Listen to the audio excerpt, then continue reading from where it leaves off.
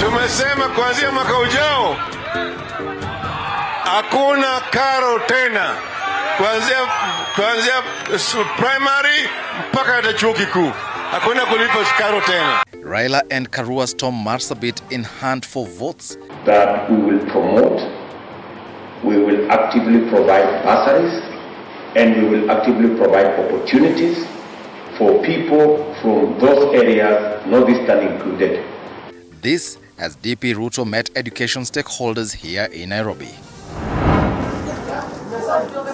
IEBC publishes a Gazette notice on the final register of voters. Central Region and Nairobi leading with high number of voters. Indeed, as we all know, the Safari Rally enjoys a very special place in our national heritage. It's a rally that tells the story of Kenya's rich cultural tapestry. It's Vroom Vroom Vasha. President Uhuru Kenyatta today launched the 2022 World Rally Championship.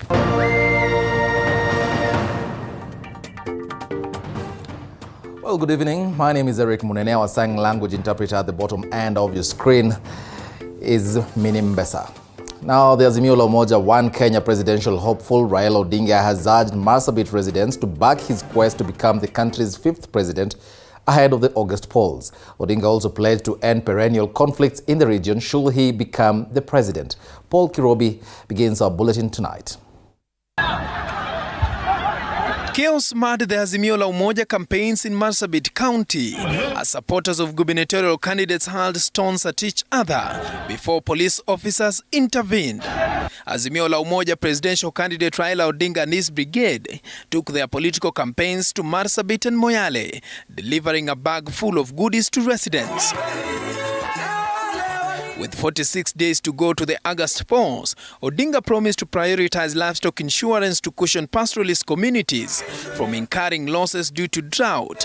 He at the same time vowed to create job opportunities for the youth and address runaway insecurity in the region. Ili kama ng'ombe yako inakufa, wewe unapata pesa. Mnaona vizuri? Hiyo itasaidia wale wafugaji. Alafu tutajenga kishinjio hapa ya kuchinja ng'ombe na mbuzi na kadhalika. Na hiyo nyama tunatoka hapa tunapeleka ng'ambo. Sawa? Tutaleta kiwanda ya kutengeneza naye hapa leather. Odinga is seeking to strengthen his grip in the pastoral community's vote basket. Ahead of the August polls, the ODM boss was accompanied by his running mate Martha Karua, Wiper leader Kalonzo Musyoka, Treasury CS Ukuri Yatani, among other leaders. Hakuna Mbarana, hakuna nani, hakuna Rendile, hakuna nani, Gabra. Kumbukeni shida hizi. Mimi mwenyewe nilikuja kubeba maiti. Sikilizeni, nilibeba maiti ya ndugu Dr. Godana ambao walianguka hapa msituni wakija kutafuta amani ya watu wa Marsabit. Sisi tunaomba, bila amani hakuna maendeleo, na lazima kila mmoja wetu aweke amani. Kura ni siri, nyinyi ndio mtajua ni nani mtapatia kwa kila kiti hapa Marsabit. Lakini kura ya president ni ya baba na mama.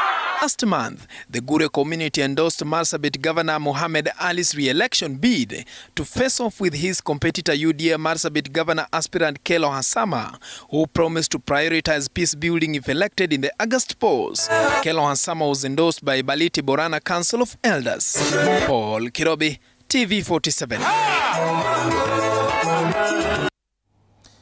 Kenya Kwanza presidential candidate William Ruto on Thursday signed an education charter between the Kenya Kwanza Alliance Coalition and Kenyan teachers, containing a myriad of proposals aimed at overhauling the education sector should he win the presidency. As Michael Gongo reports, the changes will run from early childhood development and education (ECDE) to universities, where the second-in-command promises to increase funding for the free basic education programs and allocate more funds to implement quality education.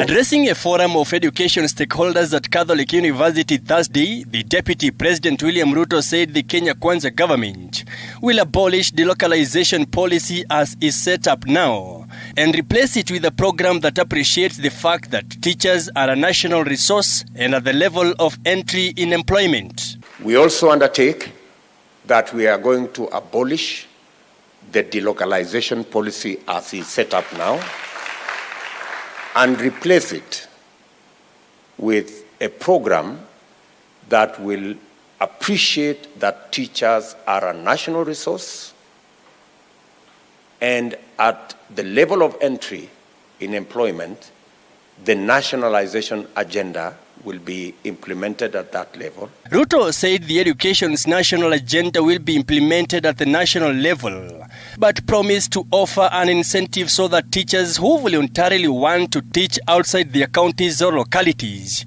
can be paid an allowance in promoting a national nature of education. And subsequently, an incentive will be made available so that teachers who voluntarily want to teach outside their counties and outside their localities can be paid an allowance in promoting the national nature of our teachers. Ruto noted that 5 years down the road, there ought to be a review in accordance with the United Nations Educational, Scientific and Cultural Organization UNESCO recommendations to determine the effectiveness of the CBC program. We also agree that 5 years down the road, it's time to review in accordance with UNESCO recommendations, the CBC program, so that the issues that have been identified by teachers, by parents, by students, and other stakeholders can be subjected to a robust public conversation.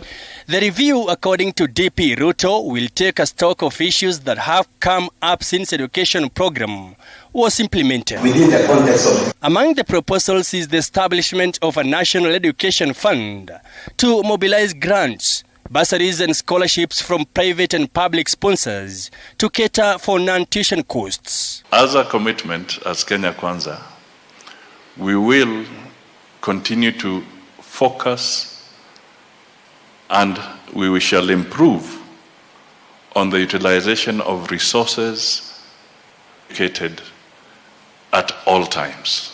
This is absolutely critical. Currently, parents meet the cost of transport, meals, uniform and boarding fees under the free primary education and the free day secondary education. Ruto's education also promises to bridge the 116,000 teacher deficit in public schools within 2 financial years by employing 58,000 teachers annually from the over 300,000 trained but unemployed teachers in the country. All this runs through when you have the man with chains as the head of the trade unions in the country and behaves the way he behaves, then you can understand how others get treated badly and nobody can speak for them. The coalition intends to spend 25 billion shillings annually on this venture, besides rolling out continued teacher training and recruitment. On higher education, the Kenya Kwanza Charter proposes to establish a public university in every county, in tandem with the University Act 2012. The universities will be made to focus on their comparative advantage in their training. To increase access and reduce the cost of university education and implement a 100% transition to higher education institutions, the Kenya Kwanza Alliance further proposes to increase the number of technical universities from the current 3 to 8 across the 8 regions. Now, with the incorporation of former Kenya National Union of Teachers Secretary General Wilson Sossion to Kenya Kwanza, Deputy President William Ruto is striving to solicit and secure teachers' votes ahead of August 9th general election. Mike Kagwongo, TV47, Nairobi. Well, thank you, Mike Kagwongo, for that. Now, Ghana presidential candidate David Wahiga Maore has accused the Inspector General of Police Hilary Mutyambai of denying him chase cars and bodyguards, and Maore now says that he is entitled to the chase cars just as his opponents in the presidential race. Zainab Mohammed reports. An angry Maure has lashed at the Inspector General of Police Hilary Mutyambai for what he termed as biased treatment. According to the Ghana Party presidential candidate, IG Mutyambai has denied him chase cars, escorts and bodyguards as is required by law. According to my inquiries, and I have found out, as provided for in law and approved in budget, that there are cars, escorts, bodyguards, etc., that I'm entitled to, but the office of the Inspector General is sitting on them, inaikalia, kukalia, kama vile inakalia mambo ingine ya wananchi, and either making money out of them, or they have given them to those who are state projects or can pay them. He says his 2 bodyguards have been denied their off days for the 3rd week now. Maure is threatening to go to court if his demands are not met. He has further called on the Commissioner General, Kenya Revenue Authority and the Director, Ethics and Anti-Commission to investigate money being used by his opponents in their massive campaign rallies, claiming it could be money sourced from corruption scandals. KRA Commission, the CEO of EACC and the IG to investigate and find out where all the billions that are being used and have been used by the 2 coalitions, Kenya Kwanza and Azimio coalitions, have come from.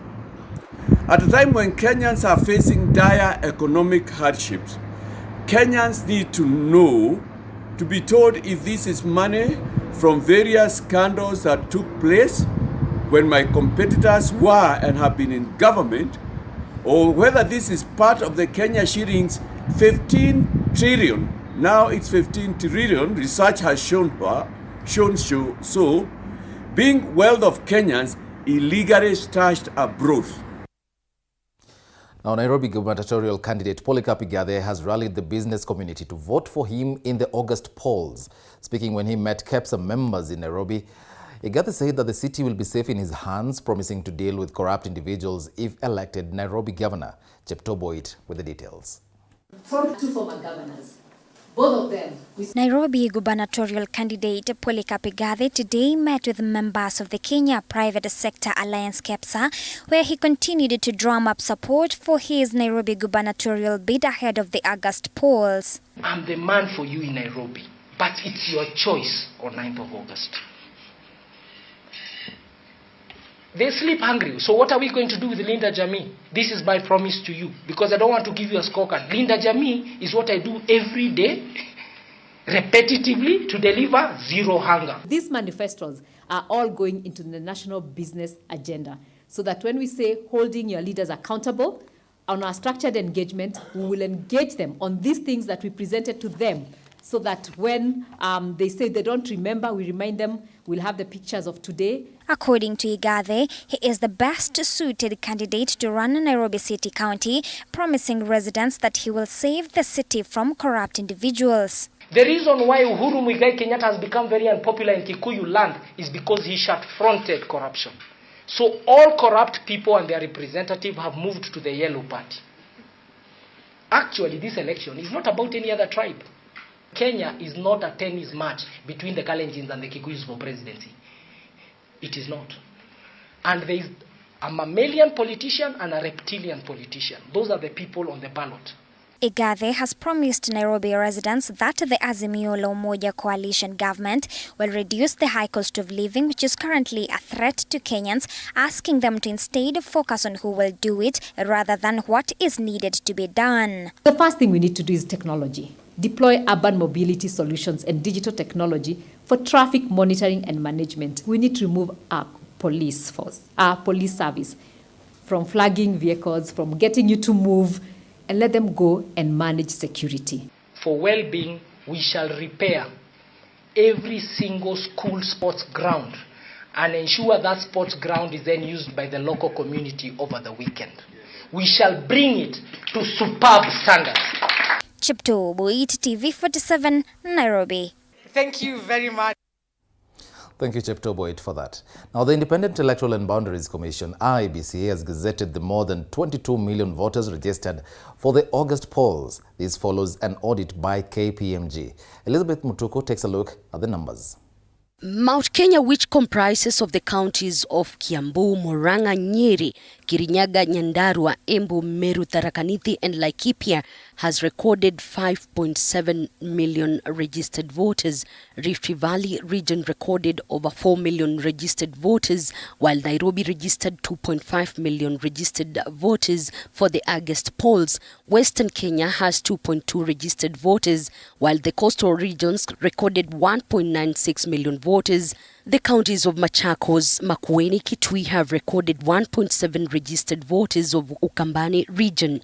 Nairobi County has registered the highest number at over 2.5 million voters. The top of the counties are Kiambu at 1.3 million, 1 million voters in Nakuru, over 840 in Kakamega, while Meru registered 780 voters. Counties of Machakos, Mombasa, Bungoma, Kisii and Murang'a recorded over 600,000 voters each, completing the top 10 counties. There's also been a noticeable increase among prisoners and diaspora.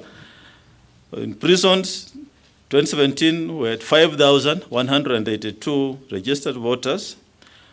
In 2022, 7,483. And diaspora 2017, 4,223. In 2022, 10,444. Lamu County recorded the lowest number of slightly above 79,000, and other counties with lower numbers include Isiolo, Samburu, Tana River, Marsabit, Taita Taveta, Wajir, Garissa, Elgeyo Marakwet and Mandera. The top 20 counties account for 67.4%. That the total number of registered voters is 22,120,458.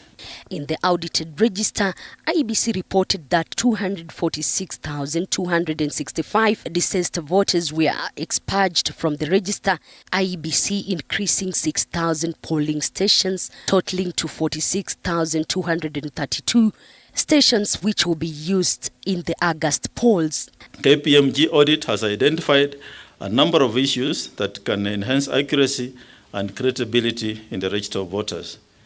The audit has also recommended that IEBC gives priority to implementing a medium-term transformational program to ensure that it has systems, capacity and structure that will enable its role in anticipation of a fresh registration process before the 2027 general election. The audit revealed that 4,757 voters were registered more than once, IEBC affirming that abnormalities, voter transfers were reversed and the suspects will be apprehended upon the completion of the investigations this week.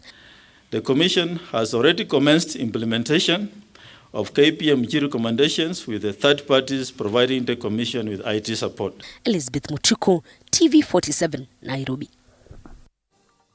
To the corridors of justice now, Third Way Alliance leader Ekuru Aukot has suffered a major blow after the court quashed a case seeking to bar Raila Odinga from vying in the August polls. Elsewhere, the Court of Appeal has set aside orders that directed the office of the DPP to sign charge sheets and instead of the police. Paul Monio with a roundup of the court cases. The High Court has dismissed a case seeking to bar Azimio's presidential candidate Raila Odinga from in the August general election. The petitioner, That Way Alliance party leader Ekuru Aukot, was arguing that leaders Raila Odinga and Musalia Mudavadi served in the national government as public officers and are therefore unqualified to vie. However, High Court Judge Justin Anthony Mrima ruled that the Retirement Benefits Act is inapplicable to the designated persons.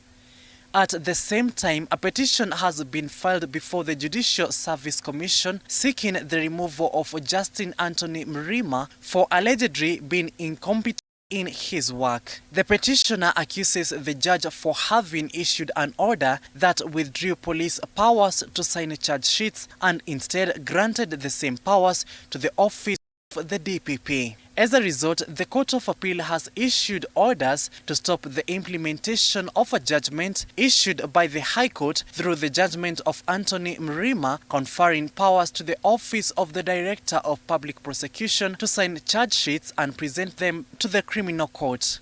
Elsewhere in Mandera County, the Anti-Terror Police Unit has filed an application to the Milimani Law Courts seeking to hold 4 Chinese nationalists in custody for allegedly killing a Chinese national in Ethiopia before fleeing to Kenya. According to the team, further detention was necessary in order to link with the multi-agency investigative team in Ethiopia and China to establish if the accused have previously been related to terror crimes.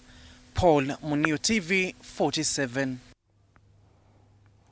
Education Cabinet Secretary Professor George Magoha has refuted claims that the government is yet to disburse capitation money for schools, accusing head teachers of misleading members of the public. This as Magoha assured Kenyans that all CBC classrooms will be completed soon.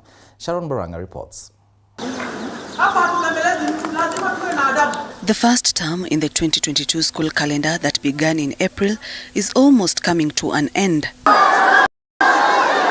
A period some of the teachers claim they have been struggling since the government was yet to release capitation monies to the learning institutions. But the Education CS dismissed the claims, saying they were misleading. The government that I serve has always made sure that money is released to schools ahead of the opening of the term.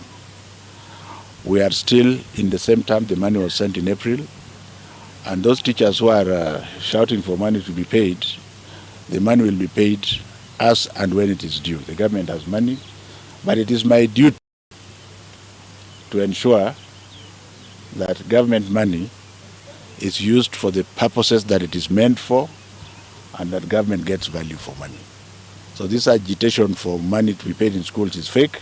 Meanwhile, CS Magoha says according to their statistics, construction of competency-based curriculum classes is complete in almost all the counties. Bungoma County was singled out in the construction of the CBC classrooms. We shall not allow extraneous and external influence to interfere with the very noble objective of ensuring that the Bungoma child is given his rightful place. Interestingly enough, if you look at the population of children in this country, Bungoma County is number 1, followed by Kakamega. So this is a very fertile area for our people in Kenya.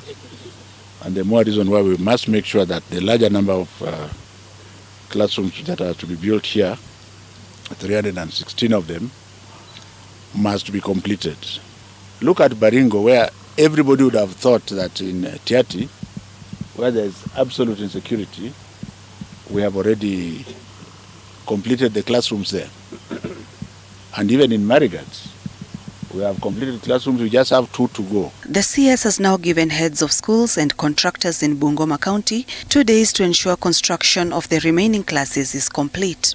Sharon Baranga, TV 47. Now back to politics. The August 9 presidential race has been thrown wide open after the Independent Electoral and Boundaries Commission (IEBC) gazetted the voters' register that reveals the country's key voting blocks in numbers.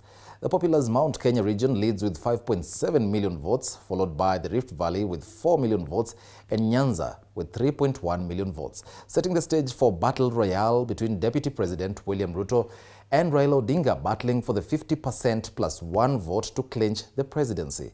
Our senior political affairs reporter Apollo Kamau sets through the numbers. Ahead of a crucial meeting of the Azimio la Umoja Coalition Council, expected to strategize on the August 9 poll, now entering the home stretch, the Independent Electoral and Boundaries Commission (IEBC) has thrown a spanner in the works by gazetting the country's regional voting blocks in numbers, a reason why the 2 leading presidential contenders, Raila Odinga and William Ruto, have engaged in high-octane campaigns to the 22.1 million voters and cross the 50+1 vote mark. The 2 leaders will be banking on their strongholds to boost their numbers. Deputy President William Ruto's Rift backyard with 4 million votes, while Odinga's Nyanza region having 3.1 million votes, despite critics pointing out that the 2 candidates are likely to share the spoils in some of the counties in their respective backyards. The populous Mount Kenya region leads with 5.7 million votes, a crucial battleground for the 2 main contenders, who have named their running mates Martha Karua and Rigathi Gachagua from the region amid numerous trips.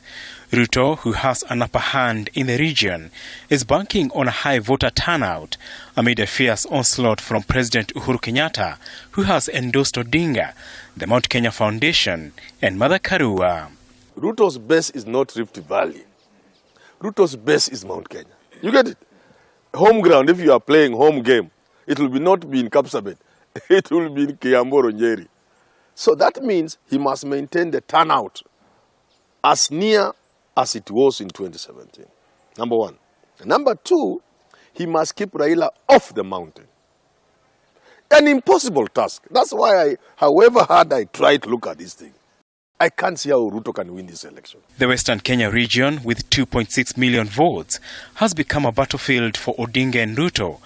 Odinga, who has wielded significant influence since the 2007 general election, will be facing a litmus test after Deputy President William Ruto joined forces with Musalia Mudavadi and Moses Wetangula to bolster his support in the region. The 2 main contenders are locked in a checkmate game, conducting round-the-clock campaigns. A restless coast region with 1.9 million votes has witnessed key defections of Odinga's allies to Ruto's camp, amid claims the region is fatigued by opposition politics. The latest high-profile defection of Kilifi Governor Amason Kingi was a case in point. In the lower eastern region of Ukambani with 1.6 million votes, Azimio hopes Kalonzo's presence will consolidate the Ukambani vote amid a heavy onslaught by Ruto, who has been making constant forays in the region. Ruto and Odinga are likely to share the spoils in the capital city, with Nairobi having 2.4 million votes. Ruto and Odinga have been crisscrossing the city, making a raft of promises to city residents. Apol Kamau, TV 47. Well, moving on, the World Health Organization has sounded an alarm over the spread of a mutated Omicron variant being witnessed in European countries. And as Elizabeth Atieno now reports, a number of hospitals, and deaths are projected to rise during the current 6th wave. Ever since the emergence of the COVID-19 pandemic, the virus has been mutating or shape-shifting to new genetic versions called variants. The world has so far battled 6 variants, the first being the Alpha, followed by the Beta, then the Gamma variant, and then the predominant Delta variant, which was then followed by the current Omicron variant. two new fast-spreading subvariants of Omicron are behind the current surge of COVID-19 numbers. However, recent information coming out from some places like the UK indicate that there may be some changes occurring even in this Omicron subtype that actually could make things difficult, in the sense that the data seem to show that the changes that are happening might give this virus better chances of infecting lungs. And this is something that we're keeping a close watch on. Omicron is dominant worldwide. We've got mostly BA.2 being detected around the world. We see increasing numbers of BA.4 and BA.5. BA.2.12.1 is dominant in the US. We are worried about further evolution. This will not be the last variant that we will be discussing here. Today, Kenya recorded the highest positivity rate since the emergence of the sixth wave at 15.4% after 559 people tested positive from a sample size of 3,639. Nairobi, Siaya, Kiambu, Nakuru and Nyeri counties are still leading in the number of infections. I expect that this positivity rate will continue to rise. We are not clear yet what the impact of this phase will be, because we are dealing with the Omicron subtype, which we know has not been that lethal in terms of sending people into hospitals. The countries of United States, Europe, India, United Kingdom and Australia are worst hit by the mutation of the Omicron variant and have now designated Omicron as a variant of concern. It's important for Kenyans to take that personal responsibility, at least wear the mask. So wear the mask, especially when you are in public, when you are in confined spaces, when you are in areas where there's some level of crowding or congestion. Please wear a mask. The Ministry of Health has reiterated the need for Kenyans to get vaccinated to cut the risk of severe illness against the major COVID-19 variants. In fact, our target has been to vaccinate at least 70% of the adult population. That is those over 18 years old. And that is where we are putting our greatest effort, and to make sure that at least a large proportion of our adult population is vaccinated. Experts now warn that the sixth wave of new infections could lead to more hospitalizations and deaths. Elizabeth Atieno, TV 47. Well, and as Elizabeth Atieno tells us, Ministry of Health officials are warning Kenyans that a number of hospitalizations and deaths are projected to rise. So keep safe. At 28 minutes past the hour, time now for a very short break. We'll be back with more. Don't go away.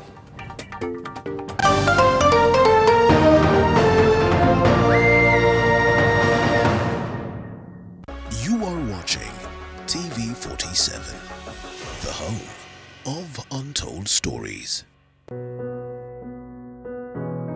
Despite being visually impaired, he is a jack of all trades. It is our quest to find answers on how to take care of children with special needs and those with disability.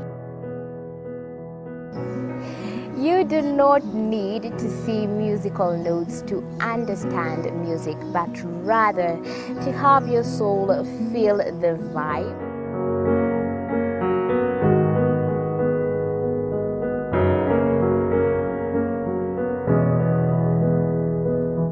Actually, for us to make a wheelchair, we have to take measurements of the user. After doing my assessment, I get to know the parent, I get to know the heaviness she's carrying. Disability comes at different stages of life.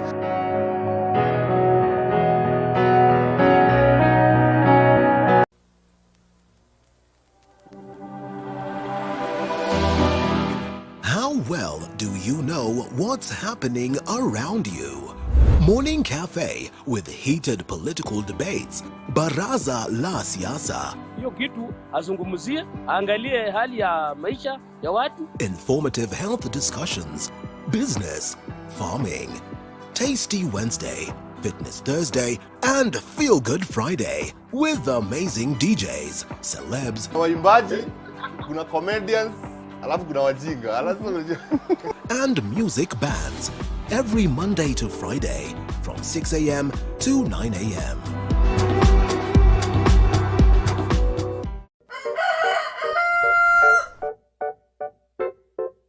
The next set of millionaires are farmers, as we know agriculture has been and still is the backbone of our economy.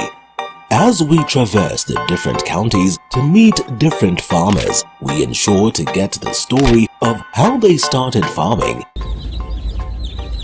and even how they continue to penetrate the market and overcome the challenges.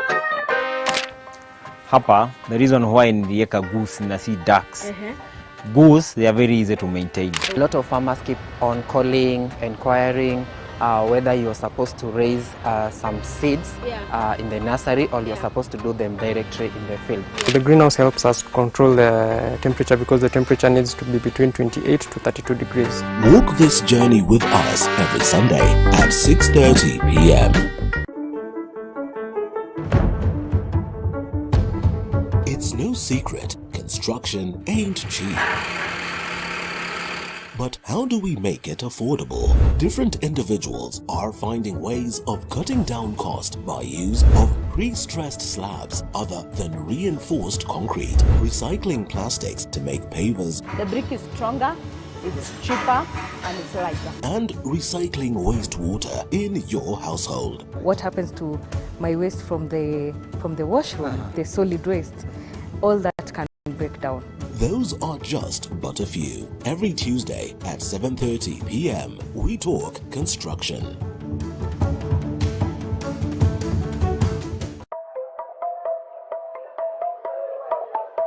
There's no alpha without an omega. There's no lead without any followers.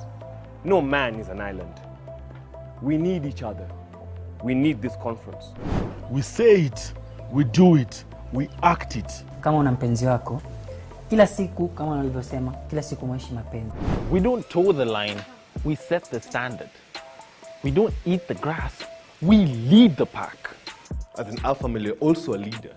Not to just women, friends and family, but to everyone else you've never met before. We are the beauty, the spice and the brains. The men's conference where men become alpha males. And you can catch us every Wednesday at 10 p.m.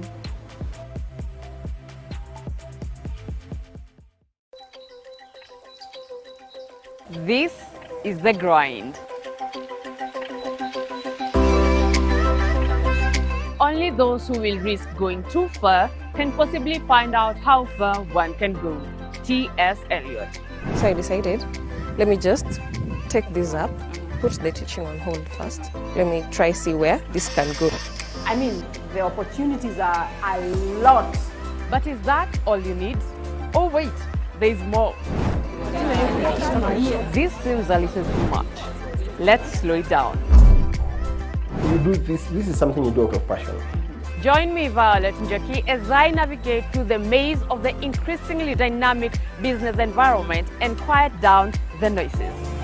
As I help you flourish in business, every Monday at 7:30 p.m.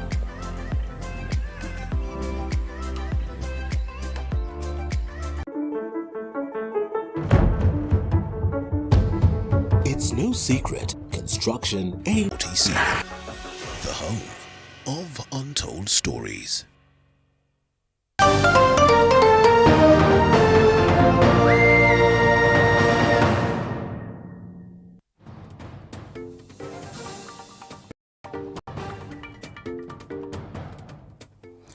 Welcome back and thank you for staying with us. Now, in West Pokot County and to an extent the larger northeastern region, most women shun modern contraceptives while others have never heard of family planning. This is largely because of lack of information and retrogressive culture hindering women from embracing modern family planning methods. Our reporter Fabian spoke to residents about the matter and filed the following report. Retrogressive culture is still impeding the uptake of family planning method in West Pokot County. However, according to the data from the Ministry of Health and the Performance Monetary Action Organization, there has been an increase in the number of ladies who are actively involving in the program. From the statistics, we have seen an upward trend in modern contraceptive use among all women. In 2016, they were at 23%, and currently they are at 30%. And we have also seen growth in terms of provision of comprehensive counseling to the women who are visiting the facilities to receive method. They are currently at 82% of the women said they received comprehensive counseling when they received their current method. This is happening as large percentage of young people abdicate their parental duties. Tukiweza kueleza vijana wetu hivyo, tutaweza kujipata katika hizo mimba mapema katika eneo letu la West Pokot zimeweza kwenda chini, na pia magonjwa kama vile HIV and AIDS zenye utokea ambapo vijana husika katika bila kujizuia imeweza kwenda chini.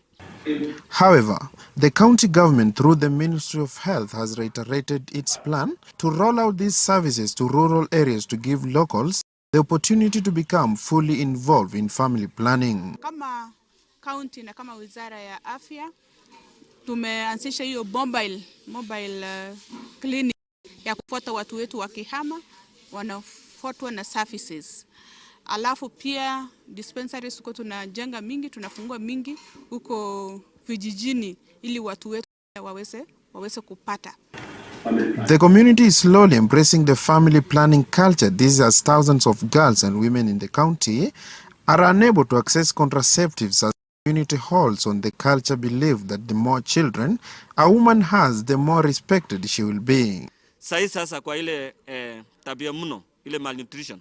Sasa pia tuko na kwa sababu ya vile jinsi tunakaa, hatupangi uzazi kwa sababu wale watoto wadogo wachanga pengine kuna masiwa kidogo, kuna kitu kingine kidogo hapa hivi, so hawatosheleshi.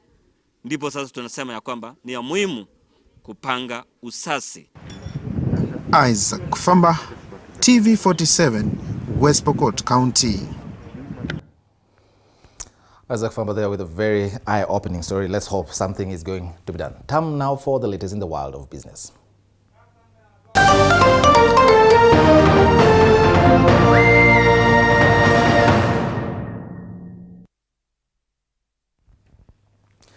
Welcome to business. The price of coffee may increase as the dollar gets stronger against the shilling, with increased demand by the international market following reduced supply from Brazil and Vietnam.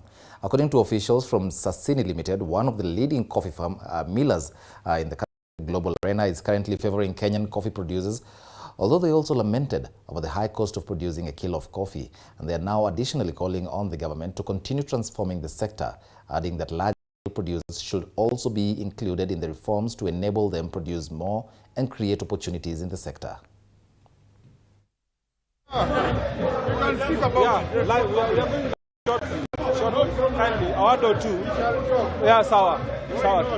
In a big way, because they have found that coffee on acre per acre is more profitable than even any other crop in the country. So we have seen a lot of interest in coffee farming because of the good price that we are realizing and the good market that we have over the years. And we are expecting this one to continue, and this will help the country even to get the foreign exchange. For exporters, when the dollar is, when the so weak, we are gaining a lot because we have that gain in dollar. But this, on the other hand, is also affecting the price of inputs. Most of the inputs, like fungicide, fertilizer, they come from outside the country. And when we buy them, it means that we are also losing a lot of money because we are buying at a high cost.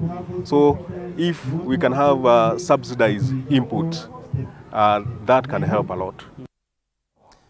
Our Equity Group has launched the Africa Recovery and Resilience Plan, as well as one of the key transformational projects of the project in its Rwandan branch. Rwandan President Paul Kagame has lauded Equity Group for offering financial support to investments in the country, while assuring them of the government's support in providing a conducive environment for businesses to thrive. And he was speaking during the launch. Equity Bank Managing Director and CEO James Mwangi said that the Equity Group is at the forefront of championing post-COVID recovery through the plan that targets to finance local manufacturing and fix regional supply chains while building capacity against future shocks. I thank equity holding venture capital for choosing our country for this project. This business center will advance Rwanda's ambition of becoming a trusted hub for financial services. Regional financial hubs are critical to attracting new investment and getting us back on track. Our country's stability and business-friendly environment are an added advantage. We have sought partnerships, collaborations with friends and like-minded partners so that collectively we can make a contribution. And for that reason, we felt we would support Rwanda in its own program of becoming a global financial and business center by setting up the infrastructure.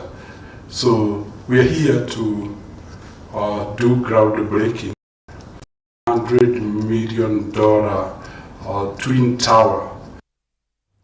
The Kenya Revenue Authority KRA has reported an increase in tax revenue over the past 1 year following the merger of the Kenya-Tanzania border at Lunga Lunga in Kwale County.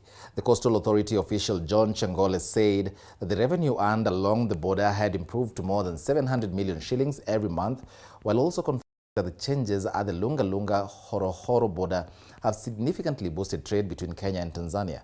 Passport check-in operations at the border have experienced great simplification, as the process is now shorter compared to the past.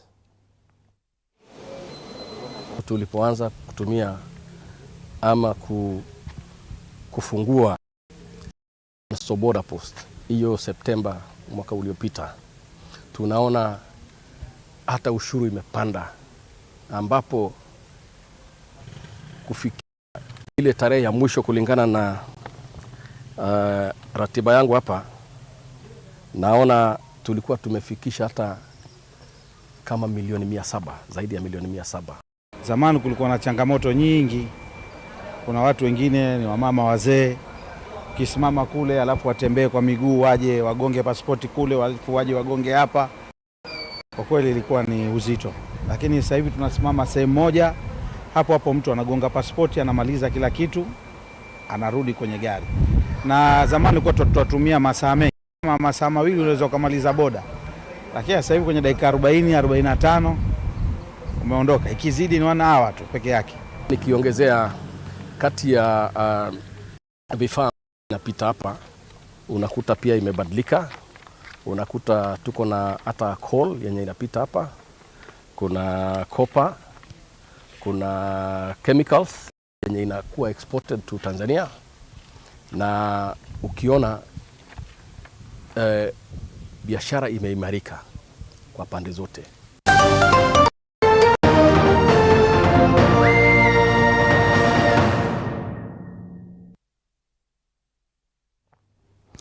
Welcome to sports. President Uhuru Kenyatta early today flagged off the 6th and toughest round of the World Rally Championship Series this season. The Safari Rally Kenya at the KICC, with the championship set to grace Nakuru County in the next 3 days. Our sports reporter Kan Mutu reports. 3, 2, 1.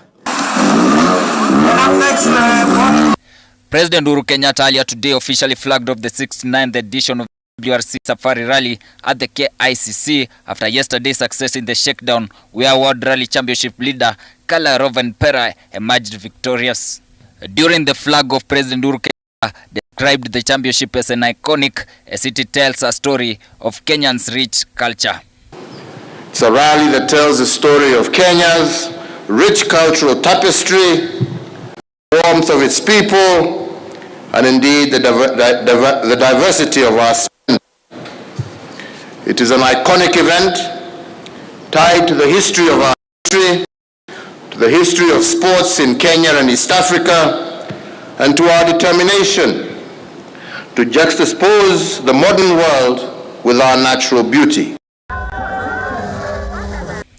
After the flag of the WRC headed off to the Moi Sports Center Kasarani for the super special stage of 4.5 kilometers before tomorrow's opening leg of the competition in Naivasha stage, a city heads on to the new stage of geothermal that climbs over the hills before it traverses Kedong in the longest stage of the rally, then loops back all the way to Lodia to wrap up the day in 124.20 kilometer race.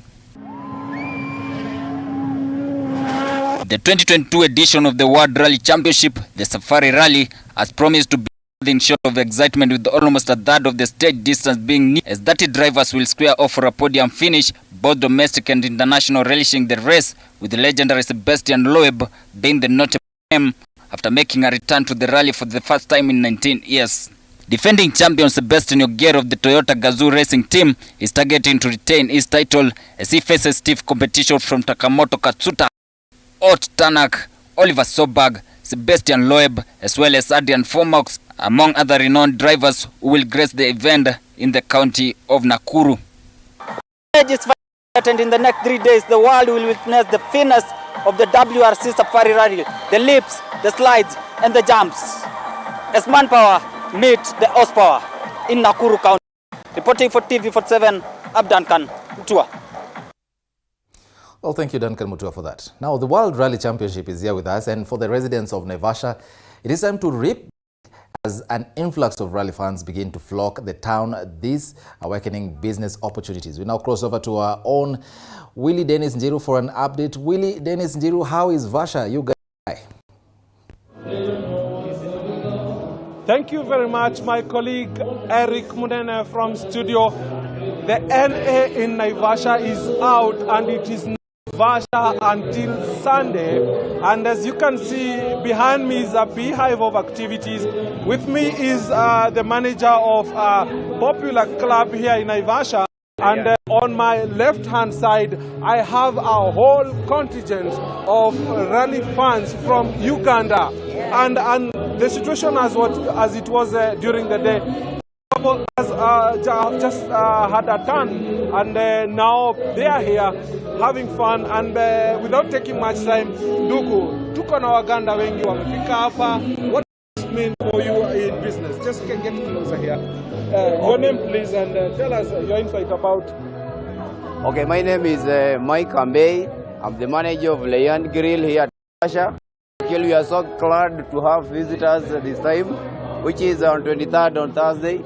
We are having a rally until Sunday, and also our club is celebrating the first anniversary from tomorrow, and we are very much welcome to everyone. Actually, the visitors from Uganda, Rwanda, and all over the world are here. Actually, we are so glad to host this club. Then we have several seats here. We have several Nyama Choma. The best club in Naivasha with Nyama Choma is Lion Grill. So what does the WRC for you as a resident of Naivasha business-wise? Okay, in business-wise, WRC, it means a lot to us as business people. Actually, we expect much people. Not only the people in Naivasha, we expect very much people to be hosted in Naivasha. We as business people, we know we'll gain a lot. And then as we said earlier, WRC means a lot in business like clubs and restaurants. People come to see things, people come to party, people come to see whatever we have. Thank you. Yeah. Let's give this gentleman an opportunity. Welcome. He's telling me he's from Uganda. He's been here. I hope you've been traveling long. Give us your name and tell us more about this. Yeah, thank you so much. Thank you so much indeed. Like you have said, I'm from Uganda. I'm called Arthur Ahimbisibwe. I am a fan and to sport promo Uganda. Yes. And we really came as a team from Uganda. More than around 400 people are already here in Uganda, just to enjoy in Nigeria, to enjoy the sport. And so far, I can say so good. Thank you. Let's hear from another lady here, a sports fan. Kindly let us know your name. Hello, my name is Monica from Uganda. This is my first time to attend a rally, and I quite enjoyed it so much because it's the first time. We had a very beautiful road trip to Naivasha, and this is where we are right now. We are have our fun in this club. There is a live band, and we are excited. Thank you so much. How does your experience being here in Kenya feel, having fun, watching the rally? The people business community here say they are going to be enjoying that you bring them some business. Yeah, Kenyans are fun to be with, and generally, yes, we come with our money to spend, and we do it with love. Yes. Thank you. Let's hear, gentlemen, kindly your name. Yeah, my name is Dr. Mogre Daniel. I'm from Uganda. I come from a famous club called MPU, Motor Uganda. We are here a team of about 40 in one club, but also a team of about 500 from Uganda. We want to thank Kenya for organizing. As usual, we are always having fun. Looking forward for the next event, WRC Kenya, and thanks for hosting us. Is it your first time to be in Kenya? No, this is my second WRC. You were here last year? I was here last year and I enjoyed it. That's why I'm back. There was too much challenge about accommodation, traffic jam. How is it now? No, the traffic jam is good. The Nairobi roads are super. We booked early, so we didn't get any problem with accommodation. Looking forward to have fun here as we eat nyama choma and also meet new friends as usual. Okay. Thank you very much. So you came with a Subaru? A Subaru in Kampala. Okay, thank you. Before I wind up back to studio, let me hear one more here. Let me hear from you. Can you name and tell us your insight about this? Hi Kenya, my name is Isha from Motorsport Uganda. Thank you so much. The shakedown was quite fun, was quite nice having, and the arrangement at Kasarani was superb. Thank you for hosting us. We have a bigger crowd. We have a bigger crowd next year, and thank you for making this better and better every other year. The 400 of you have got accommodation in Naivasha? Accommodation has been superb. Yeah. It's been okay, and it all on prior arrangement. Yeah, last minute booking, of course, you'll get disaster. But yes, this time you've been better organized. When did you plan to come here, and how has been your trip? You flew in? Yeah, some of us flew in, and some came by road. We have two teams. We have Team Sodo and Team Chikankane under Duncan. Our Duncan was on WRC 2, and Team Sodo didn't make it onto the team. But yes, some of us came by road. That was the bigger part and the best experience we got in Kenya. Thank you very much for your time, and welcome, and enjoy your moments here in Naivasha, in Nakuru County. Thank you. Monene, as you can have the feeling from where you're seated, it is something else just down here, out of this world, the rally and the fun in it. It is just too much. And I expect to be seeing you in subsequent days, Munene. From me here in Naivasha, I take it back to you in studio unless you have a question, Munene. Well, Willie Dennis, before I let you go, public health officials have concerns and have been cautioning Kenyans about the rising cases of coronavirus. And you can clearly see that this event has attracted people from different countries. Briefly, are there some precautions being taken? Are people observing safety measures to ensure that the positivity rate does not go high?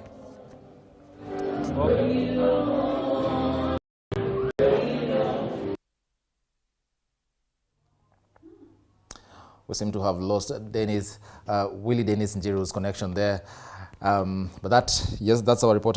Njiru in Naivasha covering this year's edition of the World Rally Championship. He'll be there for the next 3 days to bring us all the latest happenings from Naivasha. We move on. The sixth leg of the Kenya National Volleyball League kicked off at the Nyayo National Stadium where 4 matches were played. Now, General Service Unit